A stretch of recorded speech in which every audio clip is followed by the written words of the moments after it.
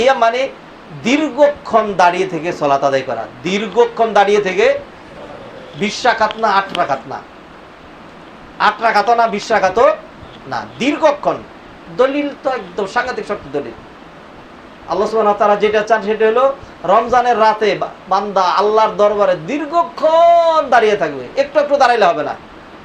হাদিস নবীজি বলছেন, মান কামা রমাদানা ঈমানান ওয়া ইহতিসাবান গুফিরা লাহু মা তাকাদ্দামা মিন যামবি। আগে সিয়ামের কথা বলছিলাম, দিনের বেলা লম্বা চাষ করছে, কিছু গুনাহ মাফ হয়ে গেছে। এবার আবার ফাতাল্লা চাষ করে যে কাজ করে, এবার রাতের বেলা আবার আল্লাহ গুনাহ মাফ করবে, কোনো গুনাহ যেন না থাকে। এবার আল্লাহ এই নবীজি কি বললেন, যে ব্যক্তি মাহে রমাদানের রাতে কিয়াম করবে আল্লাহ সুবহানাহু ওয়া তাআলা তার জীবনের গুনাহগুলো মাফ করে দিবেন। সুবহানাল্লাহ। কিয়াম কারে বলে? কামা ইয়াকুমু কিয়ামান মানে দাঁড়ায় থাকা। কিয়াম মানে একটু দাঁড়াইলে দাঁড়ানো বলা হয় না, একটু দাঁড়াইলে এটাকে দাঁড়ানো বলে না। আপনি এখান দিয়ে মনে করেন আগে আপনারা হাইটা টঙ্গি যাইতেন না, এখান থেকে হাইটা যেতেন, কতটুকু সামনে গিয়ে আপনি একজনের জন্য দাঁড়াইছেন, একটু এরকম একটু দাঁড়াইছেন, এই 2-3 সেকেন্ড দাঁড়াই করে আবার গেছেন গিয়া। হ্যাঁ বলে যে তুমি দাঁড়াইলে না, তোর মানে দাঁড়াইছিলাম তো। হ্যাঁ, কতক্ষণ দাঁড়াইছো? 1 সেকেন্ড। হ্যাঁ, তাহলে ওই লোক মেনে নিবে? এরকম কত হইলো, বাড়িতে আসতে 2 মিনিট তো দাঁড়াইবা, তাহলে 1 সেকেন্ড দাঁড়াইলে এটা দাঁড়ানো বলে না। আরেকটা উদাহরণ দিই, এই যে ফকির আছে না, ভিক্ষুক আছে না, এদের জুলনার মধ্যে এদের ওই যে যেই বাটি আছে এর মধ্যে অনেক পয়সা থাকে। কি থাকে? অতএব এ পয়সাওয়ালা। ফকিরের কাছে পয়সা আছে, অতএব ফকির কি? ঠিক আছে না? বাংলাদেশে ফকিরদেরকে পয়সাওয়ালা বলে না? আমার কথা বুঝেন নাকি বুঝেন না? পয়সাওয়ালা বলে না। ফকিরের কাছে পয়সা আছে কিন্তু ফকিরকে পয়সাওয়ালা বলে না। পয়সাওয়ালা হইতে হইলে এই অল্প পয়সায় পয়সাওয়ালা হওয়া যায় না। কি লাগে? অনেক বেশি পয়সা হইলে তাকে কি বলে? পয়সাওয়ালা। পয়সাওয়ালাই ধরেন না, টাকাওয়ালা তার বলে না।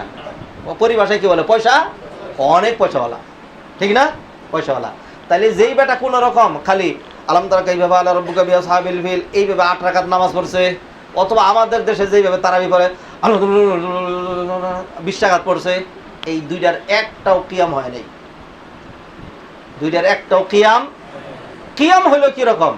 কিয়াম হইল দীর্ঘক্ষণ দাঁড়াইতে হবে, পা সোজা হয়ে যাবে, শরীর আড়ষ্ট হয়ে যাবে, এমন অবস্থা হবে যে সে আর কুলায় উঠতে পারে না। ওইটার নাম হলো কিয়াম। আপনি ধরিলেন মা আয়েশা রাদিয়াল্লাহু তাআলা নবীজি সাল্লাল্লাহু আলাইহি সাল্লামের রমাদানের যে তারাবি কিয়ামুল লাইল এটার বর্ণনা দিয়েছেন। তিনি বলছেন, কানান নবী সাল্লাল্লাহু আলাইহি ওয়াসাল্লাম ইউসাল্লি আরবাআন, নবীজি 4 রাকাত নামাজ পড়তেন। সুম্মা ইউসাল্লি আরবাআন, তারপরে 4 রাকাত পড়তেন। লা তাসআল আন তুলিহিন্না ওয়া হুসনিহিন্না, এই 4 রাকাত আর ওই 4 রাকাত এগুলি যে কেমন লম্বা ছিল আর কত সুন্দর ছিল জিজ্ঞাসাই করো না। কথা কি বুঝছেন? আচ্ছা আপনি বলেন, নবীজি কি 4 রাকাত নামাজ এক নিয়তে একসাথে পড়তেন? রাতের নামাজ 4 রাকাত একসাথে পড়ে? কয় রাকাত? 2 রাকাত 2 রাকাত। তাহলে আপনি আমার খালি এটার জবাব দেন, মা আয়েশা কেন বললেন ইউসাল্লি আরবাআন, 4 রাকাত পড়তেন, সুম্মা আরবাআন, তারপরে 4 রাকাত কেন বলছেন? শুনে নেন, কারণ হইলো আগে 2 রাকাত পড়ছেন, তারপর 2 রাকাত পড়ছেন, এই 2 রাকাত আর 2 রাকাতে 4 রাকাত হয়েছে। এই 4 রাকাত পড়তে পড়তে এখন মাজা, কোমর, পিঠ, পা, হাত এমন ভাবে ধরছে আর পারতেন না, তখন কিছুক্ষণ বসে থাকতেন, একটু রেস্ট নিতেন।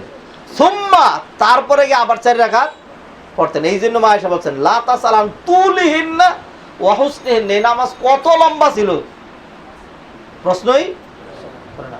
আচ্ছা ধরেন আমি একটা উদাহরণ দিই, রুই মাছ চিনেন? কেসকি মাছ চিনেন? কয়টা কেসকি মাছে মিলে একটা রুই মাছ হয়? হ্যাঁ, নবীজি সাল্লাল্লাহু আলাইহি ওয়াসাল্লাম এক একটা রাকাত এক একটা রুই মাছের মতো। আর আপনি 8টা কেসকি মাছ নিয়ে আসছেন, 8টা কেসকি মাছ, হ্যাঁ ওইটা বলতেছেন 20টা কেসকি মাছ নিয়ে আসছেন রুই মাছ দাঁড় করানোর জন্য, হবে না। মুআজ্জাজ হাদিরিন, আসুন, আমরা দুর্বল, আমরা পারি না, আমরা সাহাবীদের মতো না, আমরা তাবেঈদের মতো না, আমরা নবীজির মতো এত লম্বা করে পারবো না। অতএব আমরা 8 রাকাতই পড়ি আর 20 রাকাতই পড়ি। এর মধ্যে আমার আপনার উচিত হবে যে according to my capacity and strength, আমার শক্তি সামর্থ্য অনুযায়ী যতটুকু পারি নামাজটাকে, তারাবির সালাতটাকে, অন্যান্য সালাতটাকে সুন্দর করে একটু সময় দিয়ে পড়ব। ঠিক আছে? এই সময় দিয়ে যদি পড়া হয় তাহলে এটার নাম হলো কিয়াম, এইটার নাম দাঁড়ায় থাকা। একটু দাঁড়াইলে দাঁড়ানি হয় না, বেশি দাঁড়াইলে কি হয়? দাঁড়ানি হয়। একটু পয়সা হলে পয়সাওয়ালা বলে না, অনেক পয়সা থাকলে তাকে কি বলা হয়? আচ্ছা, মাত্র দুইটা দলিল দিছি। সেটা হলো কি, দিনের বেলা সিয়াম করলে সমস্ত গুনাহ মাফ করে দেওয়া হয়, রাতের বেলা কিয়াম করলে তার জীবনের সমস্ত গুনাহগুলো মাফ করে দেওয়া হয়। সুবহানাল্লাহ বলি। আল্লাহু আকবার। নবীজি সাল্লাল্লাহু আলাইহি সাল্লাম একবার এরকম তিনি মিম্বারে উঠতেছিলেন, বললেন আমিন, এরপর আবার বললেন আমিন, এরপর আবার বললেন আমিন। এইবার যখন আলোচনা করে খুতবা দিয়ে নামলেন, সাহাবায়ে কেরাম বললেন, ইয়া রাসূলুল্লাহ, আপনি তো বহুবারই এরকম মিম্বারে উঠছেন, আমিন তো বলতে শুনি নাই, তা আপনি এখন কেন এরকম আমিন আমিন বললেন, কারণটা কি? তখন আল্লাহ রাসূল সাল্লাল্লাহু আলাইহি সাল্লাম বললেন যে আমি যখন মিম্বারে উঠছিলাম তখন জিবরিল আমিন এসেছিলেন, এসে জিবরিল আমিন এমন গুরুত্বপূর্ণ 3টা কথা বললেন, আমি আমিন না বললে পারলাম না। রহমতুল্লাহ আলামিন তো না? জিবরাইল কি খালি এইবারই প্রথম আসছে নাকি এর আগেও আসছিল? যখন তায়েফের ময়দানে দাওয়াত নিয়ে গেছেন আর তায়েফবাসী যখন পাথর মেরে রক্তাক্ত করে দিয়েছে, এইবার জিবরিল আমিন আসছেন। নবীজি সাল্লাল্লাহু আলাইহি সাল্লামের চোখের পানি যখন বেয়ে পড়ছে, এমন সময় হঠাৎ নবীজি শুনেন উপর থেকে একটা সালাম, আসসালামু আলাইকা ইয়া রাসূলুল্লাহ। নবীজি বুঝে ফেললেন, চিনে ফেললেন পরিচিত কণ্ঠ, জিবরাইলের কণ্ঠ। মাথা তুললেন, উপরে তাকাইলেন। জিবরাইল বললেন, ইয়া রাসূলুল্লাহ, কোন সূরা, কোন আয়াত, কোন বিধিবিধান নিয়ে আসি নাই, নতুন একটা টার্গেটে আসছি। এই কাফেররা, বেয়াদবরা আপনার সাথে যেরকম আচরণ করেছে আল্লাহ দেখেছেন, এর একটা বিহিত করার জন্য আল্লাহ সুবহানাহু ওয়া তাআলা আমার সাথে একটা ফেরেশতা পাঠিয়েছেন। আমি আর কিছু বলবো না, ইন্ট্রোডিউস করায় দিলাম, পরিচয় করায় দিলাম, ওই ফেরেশতার সাথে কথা বলেন। এইবার ওই ফেরেশতা সালাম দিয়ে বলে, ইয়া রাসূলুল্লাহ, এই যে বড় বড় পাহাড়গুলো দেখছেন, বিশ্বের পাহাড়গুলো আমি নিয়ন্ত্রণ করি, আমি নিয়ন্ত্রণ করি। আল্লাহ আমাকে পাঠিয়েছেন, আপনি অনুমতি দেওয়া মাত্র তায়েফ নগরীর 2 দিক থেকে 2টা পাহাড় চেপে এনে এনে এই বেয়াদবগুলোকে মরিচ বাটার মতো একদম পিষে ফেলা হবে। খালি অনুমতি দেন, খালি। নবী তো অনুমতি দিছিলেন না? দিছিলেন? আল্লাহু আকবার। অনুমতি দেন নাই। অনুমতি, নবীজি ডাইরেক্ট অ্যাকশন বলেন। আমরা তো কি বলি? Action direct. নবীজি ডাইরেক্ট অ্যাকশন নিতেন? ডাইরেক্ট অ্যাকশন নিতেন না। নবীজি অ্যাকশন একটা নিছেন, এমন এক অ্যাকশন, একবারে 14 গোষ্ঠী সবাই আল্লাহ সুবহানাহু ওয়া তাআলা, নবীজি আল্লাহর কাছে হাত তুললেন, আল্লাহ আমি এটা চাই না, ক্ষমাও করেন, হেদায়েত করেন। তাইফে সেই হেদায়েত হয়েছে নাকি হয় নাই? হয়েছে নাকি হয় নাই? আল্লাহু আকবার। তাইফে গিয়েছিলাম আমি, কয়েকবার করে গেছি তাইফে, গিয়ে দেখি আল্লাহু আকবার। তাইফে যাওয়ার পরে মনের ভিতরে আলাদা একটা ইয়া লাগে, মনে হয় নবীজি শৈশবে এখানে বড় হয়েছিলেন। যেই বাড়ির কাছে নবীজি বড় হয়েছিলেন, হালিমা সাদিয়ার বাড়ি, ওইখানে গেছি, চোখের পানি ধরে রাখতে পারি নাই। আল্লাহ, নবীজি সাল্লাল্লাহু আলাইহি সাল্লাম এই যে যেই জায়গা দিয়ে আমরা হাঁটতেছি, এইখান থেকে দৌড়াইছেন উনি শৈশবে। আল্লাহু আকবার। নবীজি যদি বলতেন যে অ্যাকশন, এইগুলো যদি আযাব গজবে শেষ হয়ে যেত, আমরা সেটা দেখতে যাইতাম, সাহস পাইতাম?